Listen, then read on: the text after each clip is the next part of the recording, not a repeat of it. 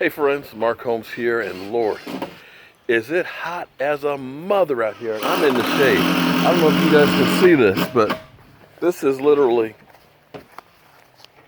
how wet it is. I am literally like a sponge. We're over here doing some repair work for a 4th of July cookout. They got some rotted boards and they didn't want to go through and replace them all. So we're pulling out the ones that are rotted and putting them in. And of course, not an easy one because it's a herringbone with a curve in the front. And of course, so you see, Michael Anthony Fitness. What I don't understand is how I am literally soaked down to my shorts and everything else. Like somebody poured a bucket of water on me. And I'm looking at him over here in the sun, looking relatively cool. Michael, how do you explain that? I stay hydrated. Man, I got this big gulp thing of water here. What you're supposed to do is supposed to hydrate the day before. Okay, but I'm just saying, I just think I just sweat like a pig.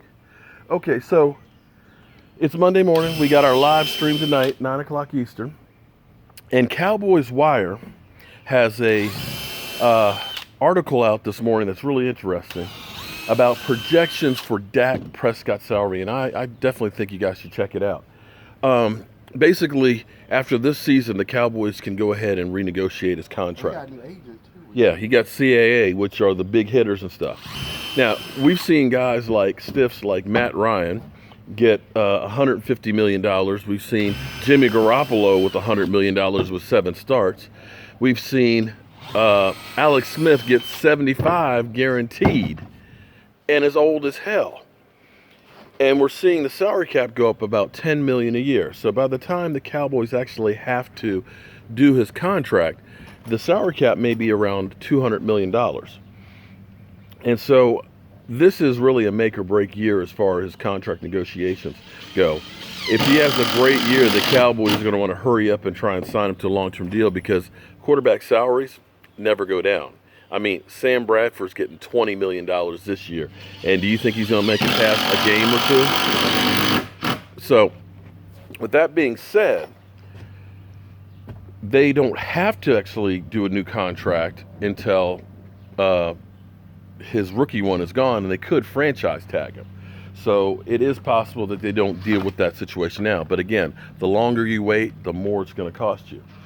But their projections are $29 million a year type of a deal. What do you think about that? I'll be okay with 29.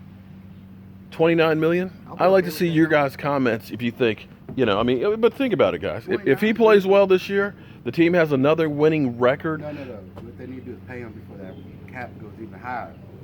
Well, the cap's going to always go higher. No. They'll pay him at the end of the season so that they don't have to pay that number. Well, the quarterback salary is going to go higher. That's what I'm saying. Because here's the thing. Before the number goes up. Well, right. And you may want to sign him before you sign Wentz to his deal because then what always happens is quarterbacks want to get the biggest contract. So you got Aaron Rodgers who's going to get his.